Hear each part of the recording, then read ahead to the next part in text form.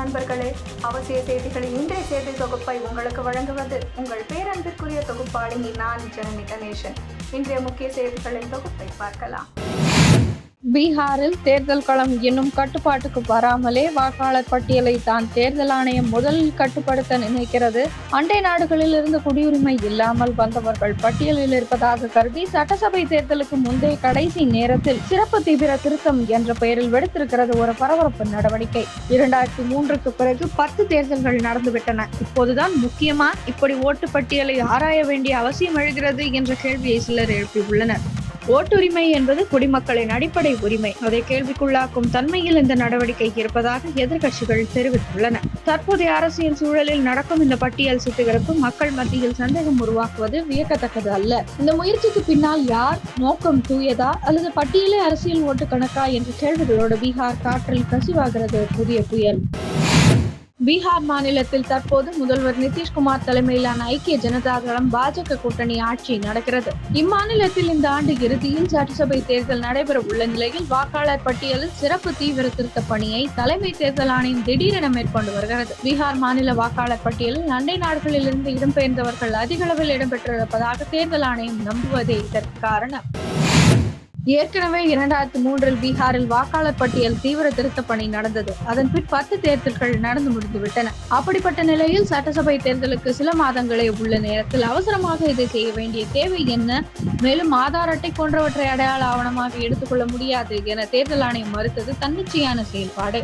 எனவே சிறப்பு தீவிர திருத்த பணிக்கு தடை விதிக்க வேண்டும் என கோரி உச்சநீதிமன்றத்தில் வழக்கு தொடரப்பட்டது.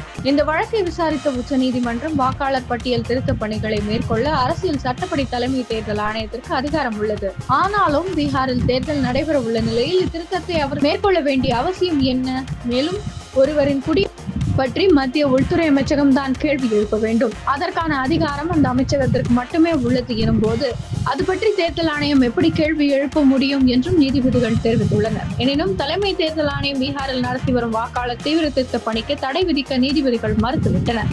அதே நேரத்தில் உண்மையான வாக்காளர் எவரும் பட்டியலிலிருந்து நீக்கப்பட மாட்டார்கள். அதற்கேற்ற வகையில் நடவடிக்கை எடுக்கப்படும். தகுதி உள்ள வாக்காளர்களுக்கு அவர்களின் உரிமை நிலைநாட்டப்படும் என தேர்தல் ஆணையம் முன்வைத்த வாதத்தையும் உச்சநீதிமன்றம் ஏற்றுள்ளது. தற்போதைய சிறப்பு தீவிர தீர்த்த பணியின் போது 2003ஆம் ஆண்டுக்கு பின் வாக்காளர் பட்டியலில் சேர்ந்தவர்கள் இந்திய குடிமகன் என்பதற்கான பிறப்பு சான்றிதழ் அல்லது பாஸ்போர்ட் உள்ளிட்ட 11 ஆவணங்களில் ஏதாவது ஒன்றை சமர்ப்பிக்க வேண்டும் என தேர்தல் ஆணையம் தெரிவித்தது. பலத்த விமர்சனத்திற்கு உள்ளாகி இருக்கிறது. பல வாக்காளர்களால் இந்த ஆவணங்களை பெறுவது சிரமம் என எதிர்க்கட்சிகள் தெரிவித்துள்ளன. இதனால் லட்சக்கணக்கானோர் ஓட்டுரிமை அற்றவர்களாக மாறுவர் என்றும் கவலை தெரிவித்துள்ளனர். இருப்பினும் ஆதார் அட்டை, ரேஷன் கார்டு அல்லது வாக்காளர் அடையாள அட்டையை ஏன் சான்றாக பயன்படுத்தக்கூடாது என்பதற்கு தேர்தல் ஆணையம் தரப்பில் சரியான பதில் இல்லை. எனவே இந்த மூன்றையும் சரிபார்ப்பு ஆவணங்களாக தேர்தல் ஆணையம் கருத வேண்டும் என உச்சநீதிமன்றம் பரிந்துரைத்துள்ளது சரியானதே. வாக்காளர் பட்டியலை புதுப்பித்து துல்லியமானதாக, குறைபாடு இல்லாததாக மாற்ற தேர்தல் ஆணையம் மேற்கொண்டுள்ள நடவடிக்கை பாராட்டத்தக்கது என்றாலும் ஆவணமற்ற மக்கள், ஏழைகள் மற்றும் புலம்பெயர்ந்தோர், பட்டியல் இனத்தவர், பழங்குடியினர் மற்றும் மிகவும் பின்தங்கிய ஜாதியினர் போன்றோர் ஆணையம் கேட்கும் ஆவணங்களை சமர்ப்பிக்க எதிர்கொள்ளும் சிரமங்களையும் கவனத்தில் கொள்ள வேண்டும். மக்களுக்கு சிரமம் தராமல், அவர்களுக்கு கவலையை உண்டாக்காமல் வாக்காளர் பட்டியலில் திருத்த பணியை மேற்கொள்ள வேண்டும். அதுவே சரியானதாகும். அடுத்ததாக தமிழகம் உட்பட பல மாநிலங்களில் வாக்காளர் பட்டியல் தீவிர திருத்த பணியை மேற்கொள்ள உள்ள தேர்தல் ஆணையம் இந்த விஷயத்தில் உச்சநீதிமன்றத்தின் பரிந்துரையை பரிசீலிக்க வேண்டியது அவசியமாகும். ஒரு நாட்டின் ஜனநாயகம் வாக்காளரின் விரலில் தொடங்குகிறது. ஆனால் அந்த விரலுக்கே அடையாள ஆவணங்களின் சுமையை சுமக்க சொல்லும் போது ஏழைகள், பின்தங்கியோர், புலம்பெயர்ந்தோர் எல்லோருக்கும் ஓட்டுரிமை கனவாகவே மாறும் அபாயம் உள்ளது. வாக்காளர் பட்டியலை தூய்மைப்படுத்துவது ஒரு நல்ல நோக்கம் என்றாலும் அதற்காக அடையாள ஆவணங்களுக்கே அது தண்டனையாக மாறிவிடக்கூடாது.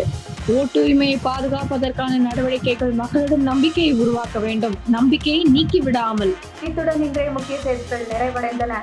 மறக்காமல் சேனலை சப்ஸ்கிரைப் செய்வதுடன் அனைவருடனும் பகிருங்கள். நன்றி, வணக்கம், ஜெய் ஹிந்த்.